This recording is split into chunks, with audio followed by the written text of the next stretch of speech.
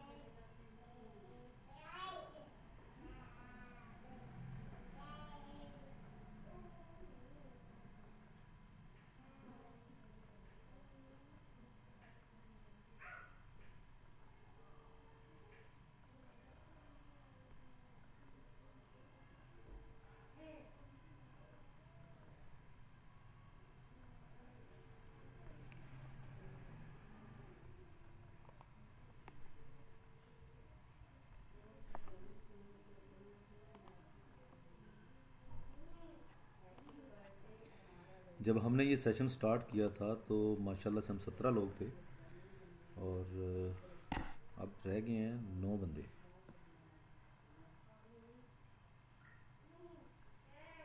तो इसका मतलब ये है कि कोडिंग इट्सेल्फ बड़ा खुश्क सा काम है।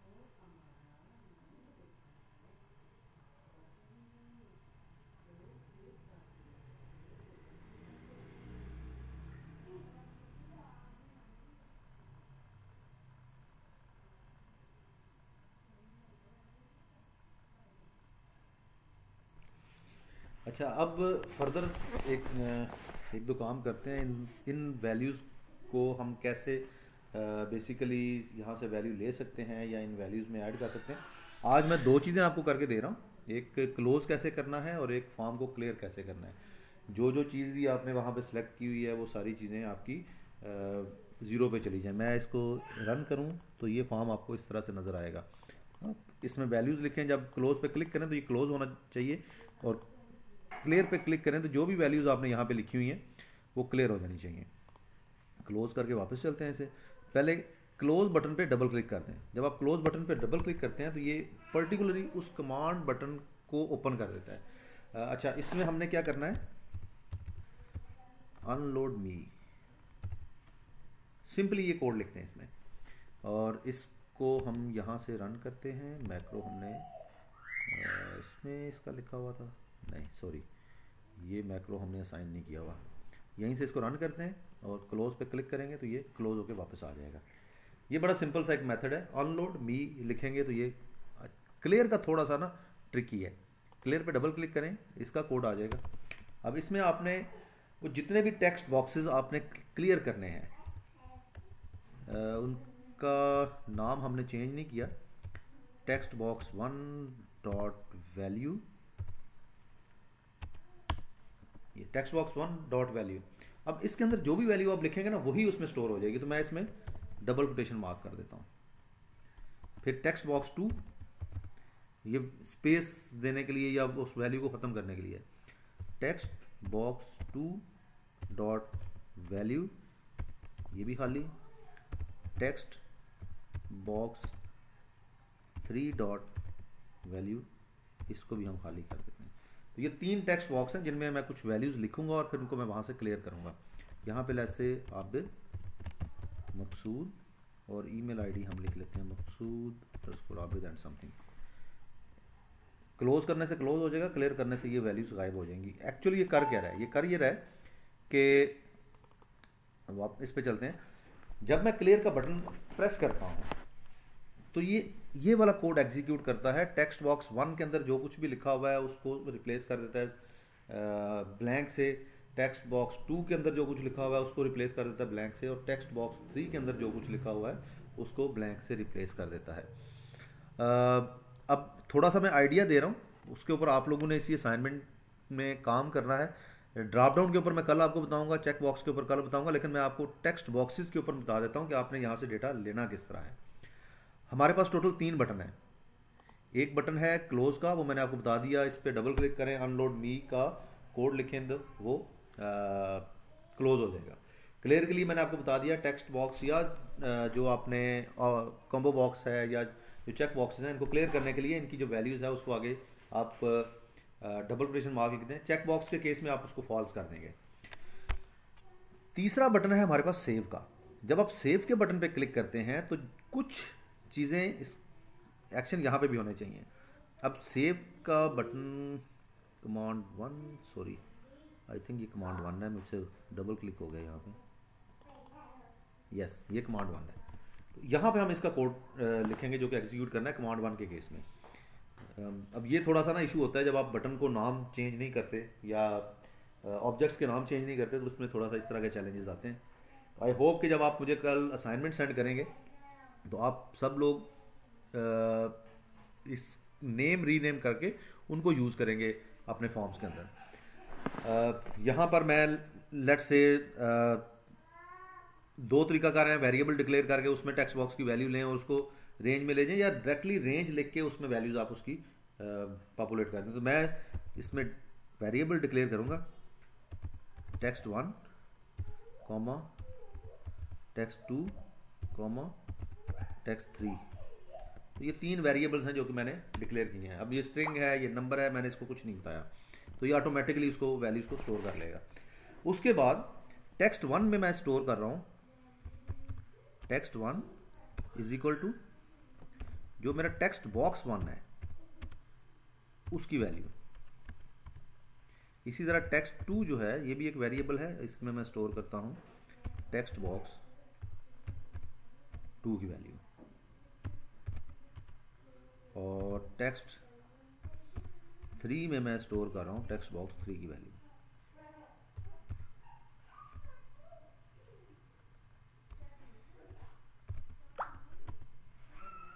वैलिडेशन के ऊपर आगे चल के बात करेंगे कि हम जब इफ़ कंडीशन पढ़ लेंगे, केस को स्टडी कर लेंगे, लूप्स को स्टडी कर लेंगे, तो फिर वैलिडेशन की बात करेंगे कि कहाँ पे हमने एरर देना है और कहाँ पे जाके हमने उसको सजेस्ट करना है कि आपका डेटा गलत है, इसको सही एंटर करना है। अच्छा, जब ये सारी चीज़ें होंगी उसके बाद क्या करना है, उसके बाद हमने रेंज देनी है। अब मैं फिर वही चीज़, मैं शीट या उन चीज़ों में नहीं जा रहा, बल्कि काम करते हैं, यहाँ पे हमने असाइन नहीं किया हुआ तो हम इसके लिए शीट 2 को ले लेते हैं। शीट 2 को हम वर्कशीट से ले लेते हैं, वर्क शीट्स, और उसमें आ जाएगा शीट 2 डॉट एक्टिवेट, और इसमें हम range A2 dot value is equal to text 1। इसी तरह से range B2 dot value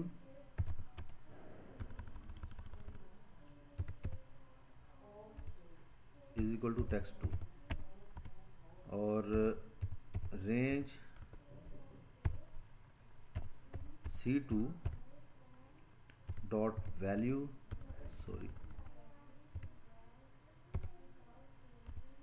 is equal to text 3। ठीक है, ये 3 वैल्यूज जो है वहाँ पे जाके ये स्टोर कर देगा। वर्कशीट को शीट 2 ले रहा है, और अब मैं इसको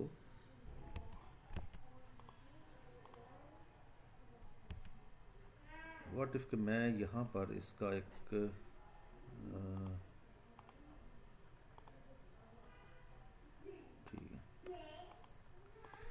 अच्छा, इस फॉर्म को हम यहाँ से रन करते हैं। ये हमारे पास फॉर्म रन हो गया। पहले नेम मैंने आबिद लिख दिया, इसमें मकसूद लिख दिया और ईमेल आईडी में आबिद डॉट मकसूद। अभी वैलिडेशन नहीं है और इसको मैं सेव करता हूँ। जब मैं सेव करता हूँ तो दूसरी शीट में देखें, मैंने इसको कहा था A2 के अंदर नेम फर्स्ट नेम, B2 के अंदर सेकंड नेम और C2 के अंदर ईमेल आईडी लिखेगा, तो उसी तरह से उसने लिख दिया। अब मुझे ये क्लियर करना है तो मैं क्लियर के बटन पे क्लिक करूँगा, फॉर्म क्लियर हो जाएगा। और अगर मुझे फॉर्म क्लोज करना है तो मैं क्लोज के बटन पे क्लिक करूँगा, तो ये फॉर्म क्लोज होकर मेरे पास यहाँ पे आ जाएगा। ये है जी आज का VBA का एक स्टार्ट कह सकते हैं इसको। इस यहाँ तक आपका कोई भी क्वेश्चन है तो आप वो मुझसे पूछ लें, मैं उसको आपको क्लैरिफाई कर देता हूँ। और कल आपकी असाइनमेंट ये है कि आपने एक फॉर्म डिज़ाइन करना है। उस फॉर्म में मिनिमम 3 टेक्स्ट फील्ड्स होनी चाहिए। किसी भी चीज़ को आप यूज़ कर सकते हैं। जैसे मैंने आपको एक फॉर्म ट्रेनिंग रजिस्ट्रेशन का दिखाया था, आप स्टोर मैनेजमेंट के ऊपर जा सकते हैं, उसके हवाले से बना सकते हैं, किसी तरह का भी बना लें। उस फॉर्म में कम से कम 3 जो है वो आपने ऐड करनी है टेक्स्ट फील्ड्स। और वो टेक्स्ट फील्ड्स जो है वो बेसिकली लिंक होनी चाहिए किसी सेल के साथ जहाँ पर जाके वो वैल्यूज पेस्ट कर रही हो, सेव करना। फिर 3 बटन आपने करने हैं सेव का। सेव के बटन से टेक्स्ट फील्ड्स का डेटा सेव होना चाहिए। क्लियर से वो सारी टेक्स्ट फील्ड्स क्लियर होनी चाहिए। और क्लोज के साथ फॉर्म क्लोज हो जाना चाहिए। इसी तरह से एक ड्रॉप डाउन उसमें बना लें और चेक बॉक्सेस बना लें। रेडियो बटन भी आप बनाना चाहें बना सकते हैं। उनके ऊपर हम कल के सेक्शन में कल के सेशन में बात करेंगे। अभी आपके सवाल जवाब जो हैं उनके ऊपर हम बात करते हैं। जी एजाज़, आप रिकॉर्डिंग के इसके 3 वीडियोस मैं आपके साथ शेयर करूंगा। जो ब्रेक्स के दरमियान का टाइम था मैंने रिकॉर्ड नहीं किया था, तो इसलिए ताकि आपको सही आपकी रिक्वायर्ड चीज़ें मिलें, तो ये आपको इंशाल्लाह मिल जाएगी रिकॉर्डिंग।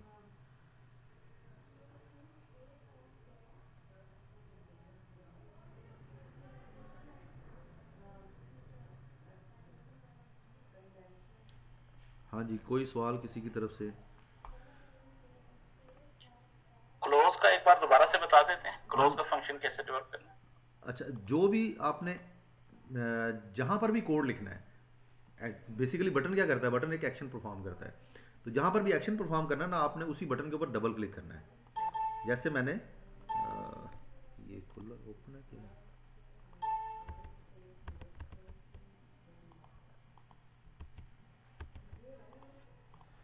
जो भी आपने एक्शन करना है, क्लोज क्या करना है, तो उस पर डबल क्लिक करेंगे और अनलोड भी लिख देंगे इसमें। ये देखें इस तरह से।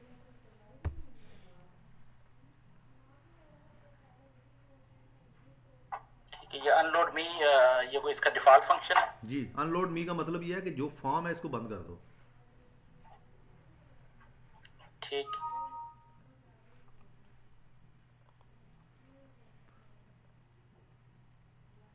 और कोई सवाल किसी की तरफ से?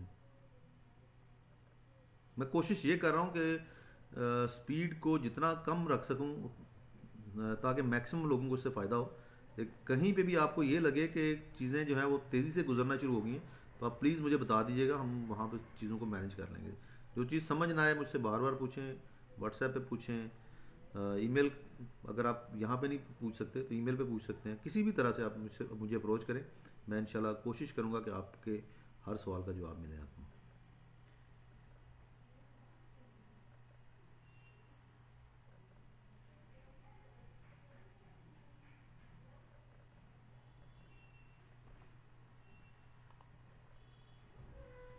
जी गुलाम नबी साहब, सब क्लियर है? सायरा, सुफियान, वकास आप कुछ नहीं पूछ रहे। या तो आपको ये सारी चीज़ें पहले से आती हैं और या फिर समझ में नहीं आ रही।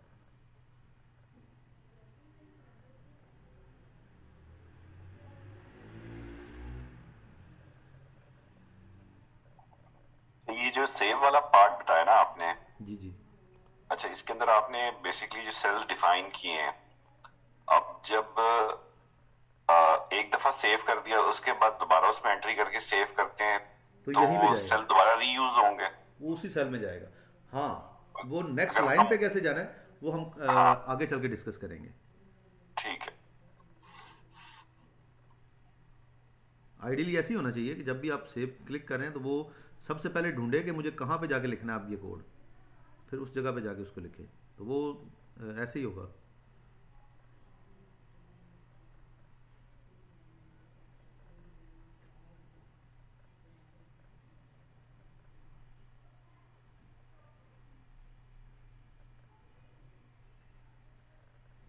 जी और किसी की तरफ से कोई सवाल? सबको क्लियर है, सब ओके है? और इनकी अगर हेडिंग्स वगैरह डिफाइन करनी हो, जिन हेडर्स में जा रहा है वो भी इसी में करनी हो तो वो भी हो अच्छा, सकती है कि हेडर्स वो नॉर्मली हम क्या करते हैं, कर सकते हैं आप, कोई मसला नहीं है, लेकिन वो फिर क्या होगा जब भी आप एग्जीक्यूट करेंगे ना इसको, तो वो हर दफ़ा चेंज होती रहेंगी। तो हेडर्स हम नॉर्मली उसको स्टैटिक रखते हैं। जैसे अगर मैं आपको वैसे ही एग्जांपल के तौर पे ना वो वाला फॉर्म दिखाता हूँ जो मैंने आपको यहाँ पे दिखाया था। ये अब तो हमें इस कोड में जाने में कोई मसला नहीं है, इसलिए मैं आपको कोड में ले चलता हूँ। फॉर्म्स, रजिस्ट्रेशन फॉर्म, यहाँ पे सेव में ये, अब ये देखिए यहाँ पर ये सारे वेरिएबल्स डिक्लेयर किए हुए हैं। फिर उन वेरिएबल्स के अंदर ये देख रहे हैं आप, ये कोड लिखा हुआ है। ये कोड क्या करता है, ये आपको लास्ट जो ब्लैंक रो है ना वो सर्च करके देता है कि कहाँ पे जाके मैंने वैल्यूज पेस्ट करनी है। ये वो काम कर रहा है। और ये है उसको फिर एंड पे जैसे ही वो आप सबमिट करते हैं, सेव होने के बाद ये उसी सेव के बटन के साथ ही उसको खाली भी कर रहा है। तो जितने टेक्स्ट बॉक्सेस हैं यहाँ पर, अगर मैं लिखूँ मिसाल के तौर पे वकास अली, और लेट्स से कुछ एक दो चीज़ें और लिख देते हैं जो इजी है हमारे लिए, और मैं इसको सेव करता हूँ। अब ये देखें, ये सेव भी हो गया और क्लियर भी हो गया। तो ये जो क्लियर साथ ही हुआ है ना, ये बेसिकली इसी बटन के अंदर मैंने सारे टेक्स्ट बॉक्सेस, सारी फील्ड्स को ब्लैंक किया हुआ है। ये वहाँ से जाके हो रहा है। ये तो ये जब सेव हो रहा है तो एक्सेल शीट भी साथ ही सेव हो रही है कि वो अलग से होगी? मतलब कि अगर वो बंद हो जाती है तो वो तो आपने close सेव हो जाती है करनी एक्सेल है। शीट? नहीं, वो आपने सेव करनी है। ये सिर्फ सेव आपका करनी। डेटा फॉर्म से लेके एक्सेल को दे रहा है। ठीक है।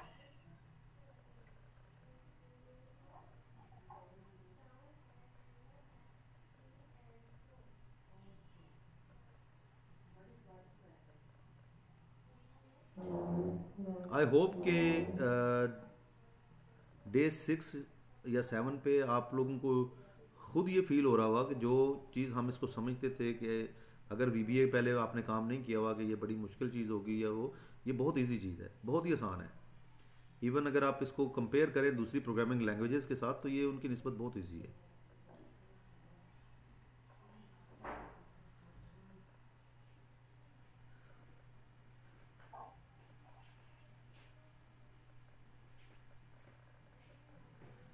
ठीक है जी, अगर आप लोगों की तरफ से कोई क्वेश्चन नहीं है तो वीडियोस मैं आपके साथ ग्रुप में शेयर करूंगा, जो हमारा व्हाट्सएप का ग्रुप है।